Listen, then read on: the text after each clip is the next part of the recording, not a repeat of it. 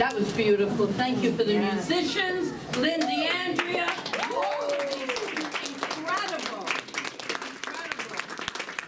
Musicians. Beautiful. Just so beautiful. We are so blessed. 2018, it's already turning. Can you feel it? Things are shifting. Yes. Because I can sure feel it. I can feel it. Yeah, I got the feeling. I got the vibration. And it's January, if you didn't know, if you're like me. So Happy New Year to everyone. I have not said Happy New Year to, because I just really have this vibration that New Year's is absolute. This New Year of 2018 is going to bring an incredible amount of beautiful experiences. It feels like a high vibrational year, is what it feels like. I mean, we've been through, I don't know how your 2017, mine wasn't too bad. I've had worse, but it wasn't like, for globally, the most uplifting of years. But I got a feeling about 2018, you know, and it's feeling good already, and people are telling me dribs and drabs of what's going on in their lives, and I hear shifts, I hear good stuff, so I'm hanging on to the good stuff. I hope you will too. I hope you're setting a really strong intention. Yes. But I don't do goals, but I do intentions for 2018. And I want to see more of this good. I want to see more people coming together in this oneness and just being kind. I mean, that's, as the Dalai Lama says, the greatest religion of all, that loving kindness. We had Bhante Winmala here last week, venerable monk, Sri Lankan monk, who is just an incredible presence on this planet and shows what one person can do. And if you were here last week, you were blown away, because this man is like an army of people. One man changing countries. Oh, I just got those chills too. Just really. So we're moving into being grateful for what we have. Being grateful, I'm so grateful that each and every person is here this day, that each one has brought their individualized selves here, because this is a collective oneness here. This is a vibration of wholeness, of unity in this community. And I thank each and every person for being here. I truly do. I thank everyone for being here and shining, sharing, radiating their beautiful lights. It's such an honor. It's such a gift. I mean, I just love this community. I know a lot of people do too. So as I said on the last day of December, because it was the 31st and New Year's Eve fell on the Sunday, it's something that we do nearly every January, is that we go back to the basics of science of mind, of this new thought spiritual teaching that we have, which is really based in unity and in oneness. And to get back to the basics, we have a big book that's called, it's not called the AA Big Book, but it's New Thought Big Book. So it's our big book. It's Science of Mind, written by Dr. Ernest Holmes. And there are 4 pre-chapters that we are going to be getting into this whole month. And it really is the essence and the foundation in which our spiritual teaching comes from. The 4 pre-chapters are called The Thing Itself, The Way It Works, What It Does, and then How to Use It, which to me is one of the most important parts of any kind of belief system that you have, any kind of spiritual teaching that you follow, is to use it. Because if you don't use it, you're wasting your time. You're just wasting your energy. So we like to use it. So this month, we're not going to do it chapter by chapter, but I do want to go over those 4. And I started December 31st, because to me it wasn't really, but it was for me in my brain, the first week in January, because it was the next day. And I knew our wonderful Bhante was coming on the very first Sunday. So this is the second. And in this New Thought spiritual teaching that we're all involved in, we have like this vocabulary that's not, it's not what people use every day. But when you hang around us long enough, you find yourself, really using it. Like, you know, what mental equivalence do you have today? Things like that. See, these are all words. It's like a language unto itself. You know, and I remember when I first, many years ago, when I first got into science of mind, it was like, what does that mean? I'm reading this book, and I have no clue. No clue what the law is. I thought it was police and judges. Really, it took me a long time to understand that God is love and law. Okay, those two things. The love points the way, and the law makes it happen.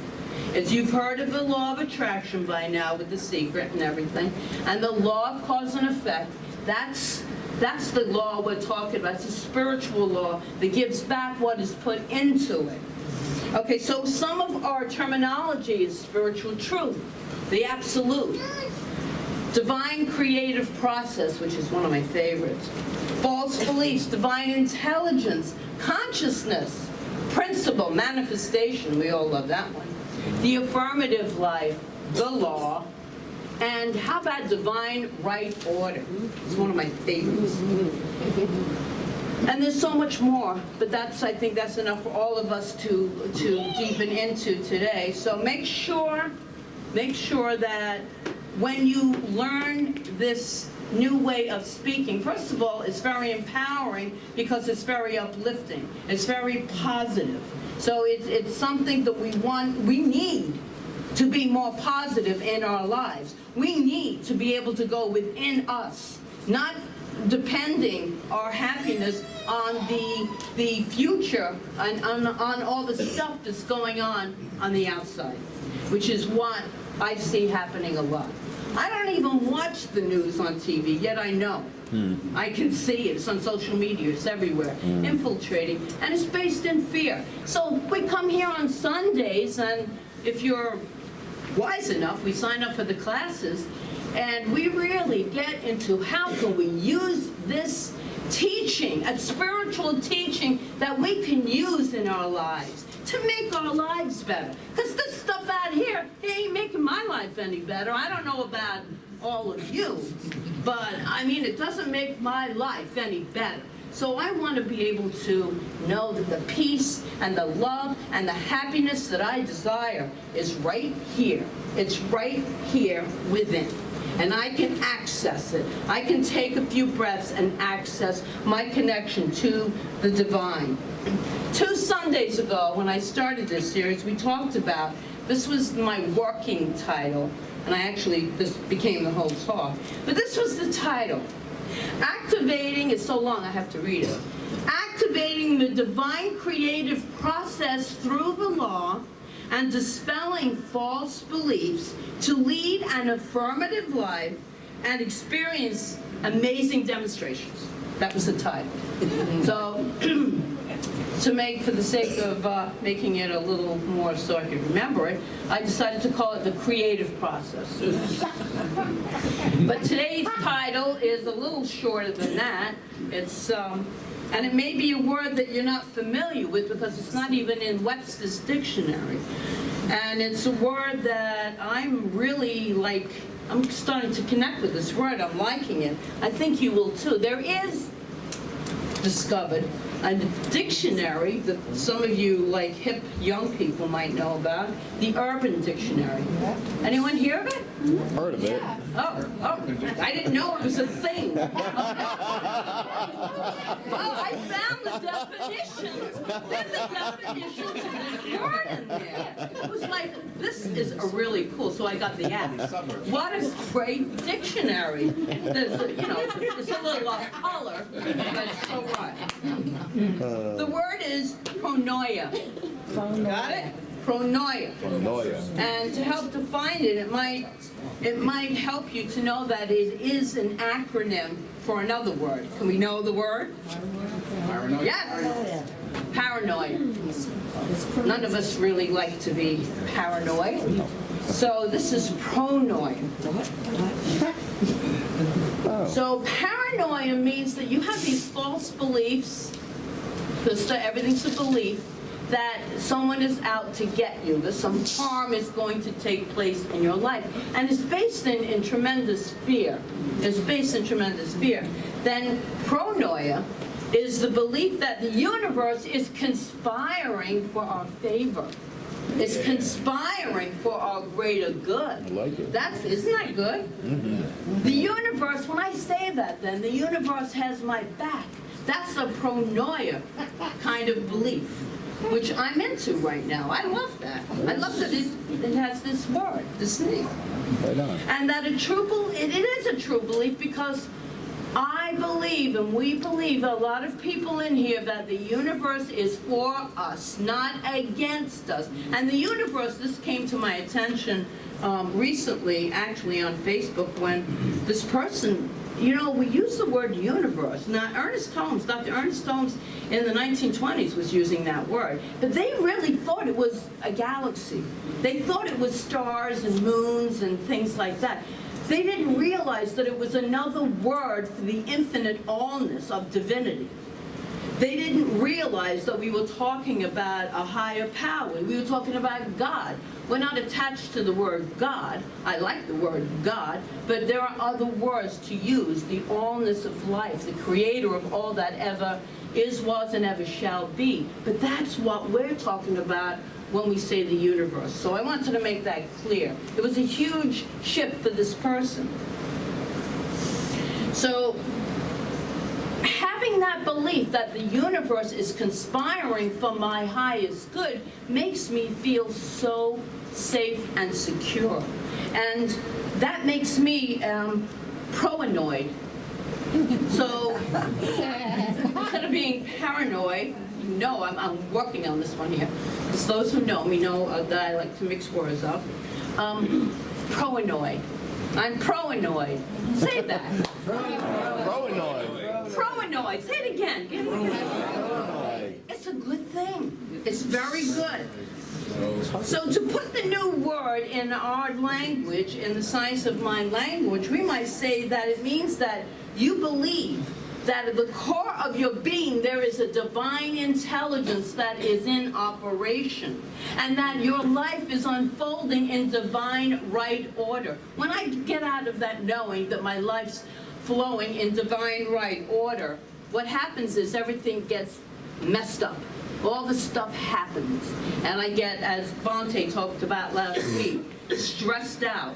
It's like, oh my God, this isn't working the right way. It's like, wait a minute, take a breath. If it's in divine right order, everything is happening to serve my highest good. So divine right order is a really big word that we use here, a phrase that we use that it helps me. I use it when I travel. I use it when I got so much stuff to do. I just know it's all in divine right order. And that way, I can't mess it up. I can't mess it up, right? Mm-hmm.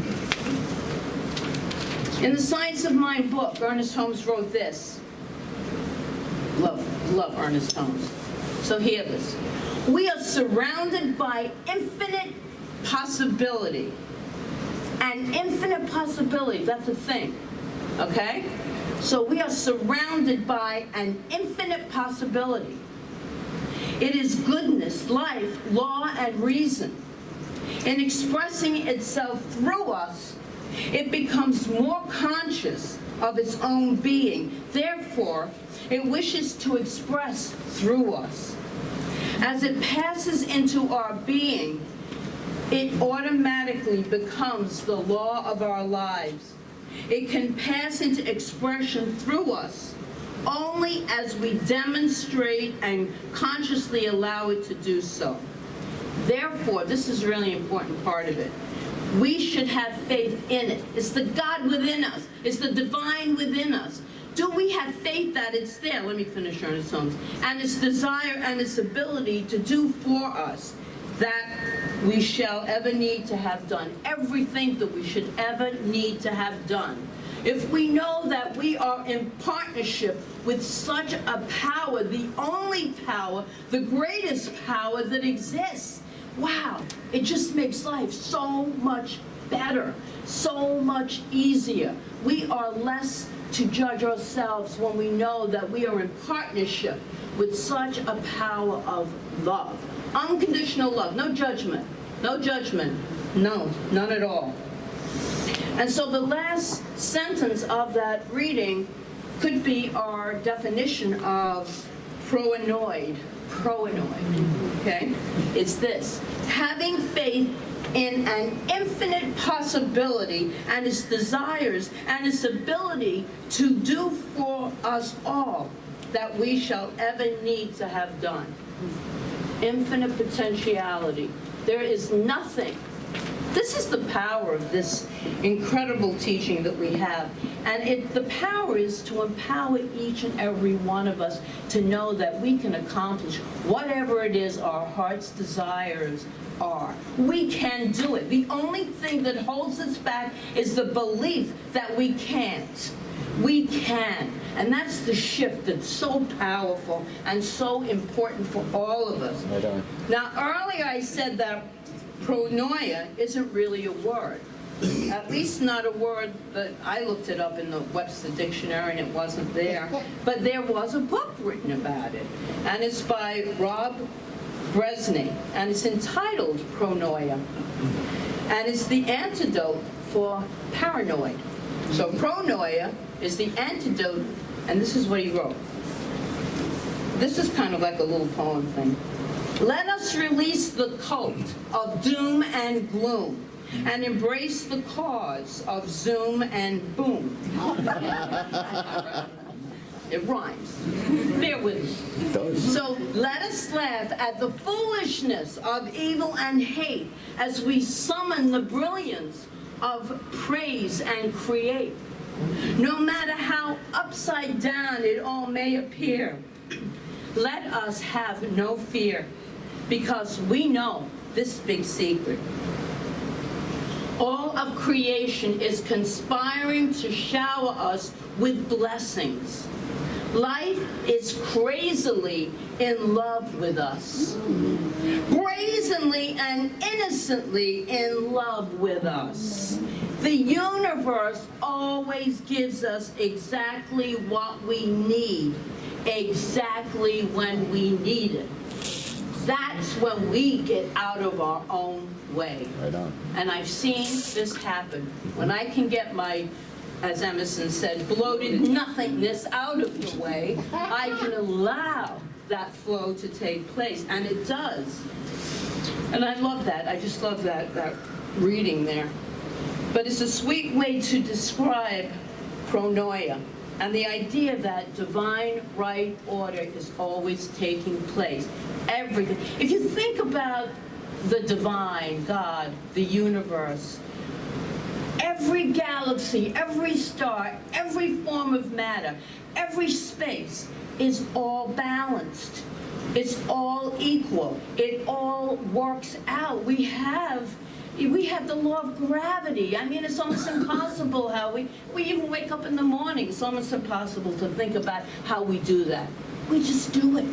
We do it because there is a creative force within us that is so intelligent to create us and to then express through us. And just think for a moment, the thousands of things that go right for you every day. Absolutely. How many things go right for you every day? Everything.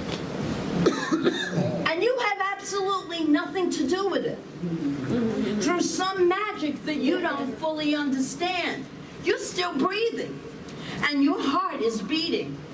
And even though you've been unconscious for many hours, so you wake up, because we know our consciousness goes to sleep, but that subconscious is always awake, That's right. working itself, dreams, all that kind of stuff, processing.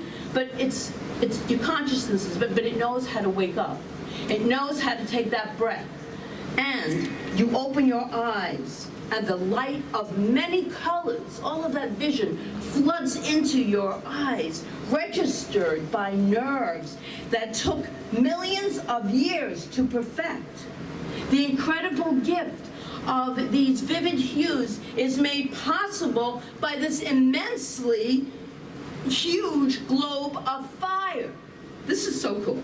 We call it the sun, which continually detonates nuclear reaction in order to convert its own body into light and heat and energy for your own personal use. Now, what kind of a God created that? A God that loves us, that keeps us warm, that keeps us in a place where we don't freeze or we don't burn like a crisp. It just keeps us, it's perfect, and we can't even imagine it. But this is the Creator that we're speaking of. It is beyond our human understanding. It is so powerful and loves us and never fails us when we remember to turn within. Did you know that this personal star is located at the precise distance from you to be of consummate service? Is located exactly where it needs to be, or else we would fry or freeze. Fry or freeze. I mean, it's the two new. So we were able to live because of this one sun, this sun. And it's not what I would think is just a happy accident. I mean, it's all divine right order. It's all planned. It's a sign of favor, a big, broad hint from a divine intelligence that adores you, that wants to express through you. And this is the truth. All the stuff that's going on is going on. It's upsetting. It's frustrating. But you know what? It's temporary. Because we won't be here forever in these physical forms. In case you didn't know that. We are all going to die. These forms will die. But that divine essence, that beauty, that love, that intelligence within you, that's alive forever. That's eternal. That's so powerful. And it's so comforting for me when I remember that. And I remember it more and more because we are so steeped in these teachings. It's just such a beautiful. And if God had a refrigerator, your picture would be on it. Good one. True. Science of Mind again. Ernest Holmes wrote this. When we learn to trust the universe, we shall be happy, prosperous, and well. We must learn to come under that divine government. Oh, isn't that a good one to use? Divine, we live with a divine government. Let's keep that in our mental file cabinet when all this stuff goes on in the world. You know what? It's going on, and there's nothing wrong with a protest against that. Nothing wrong with it, but I prefer to know that there's a divine government operating in my life and in the life of this planet, and the life of this planet. Now let me finish reading. I digress, as I usually do. Okay, so we're under this divine government, and accept the fact that nature's table is ever filled. Never was there a cosmic famine. The finite alone, that's us, finite human bodies, finite alone has wrought and suffered. The infinite lies stretched in smiling repose. He got that from Emerson. Ernest Holmes loved Emerson. Yeah. So smiling repose. God is always God.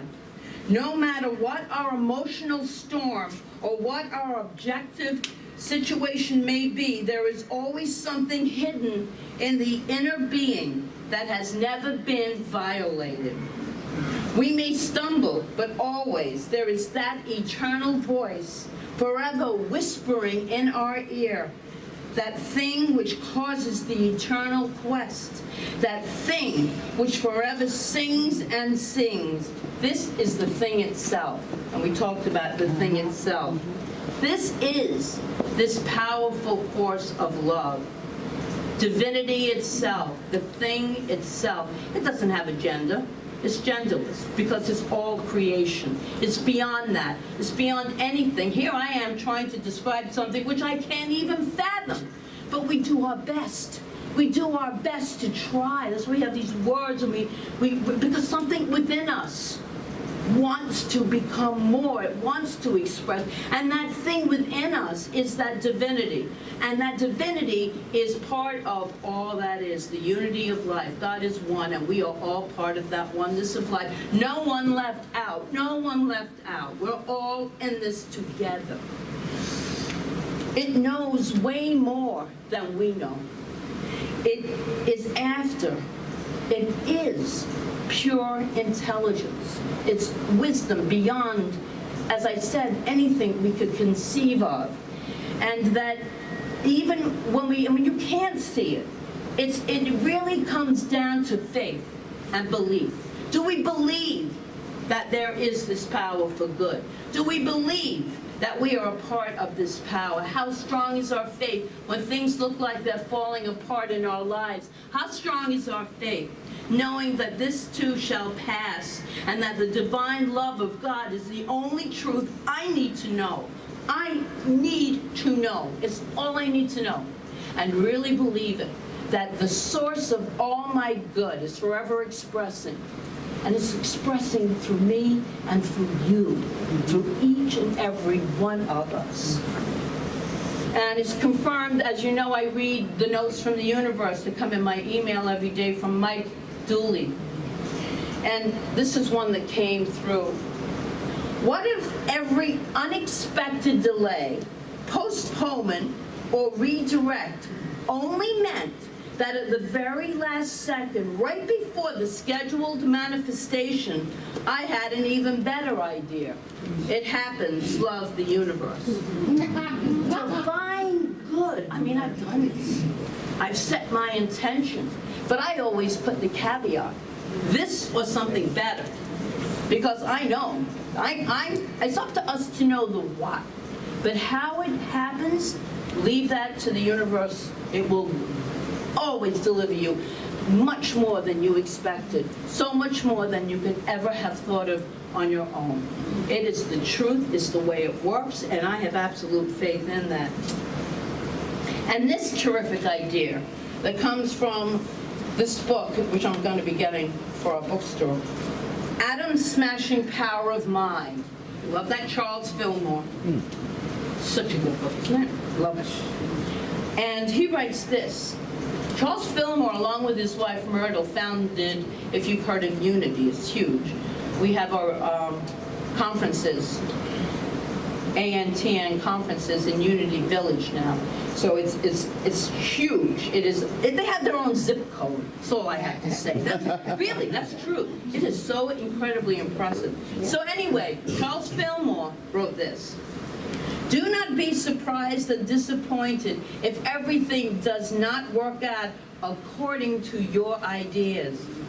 The all-seeing mind should not be judged by the dim and short vision of the mortal. What may at first seem to you as failure may prove to be a clearing away of rubbish that will open the way in mind to a larger life. How many things have we thought I really screwed that one up? Oh my God, and this happened, and my whole marriage fell apart. And it was for our highest good. When I look back at the end of my 42-year marriage relationship, and I look back, and I knew it really changed my whole life. The fact that I stepped outside that door, closed that door, and knew that the universe had my back, my front, my everything, and it laid that road clear for me to walk, and it supported me the whole time in ways I never could have imagined. And it keeps delivering good to my life. It just, like more. But really, what looked like a failure, what looked like devastation, turned out to be the biggest blessing in my life. And that's the way we have to look at it, and we have to believe that the universe is really there to support us, because I'm telling you, it is, and it does. It does. We just got to check that belief system we got going. So I have I used a couple of affirmations that I love. The universe is conspiring for my good, always, in all ways. You want to say that? The universe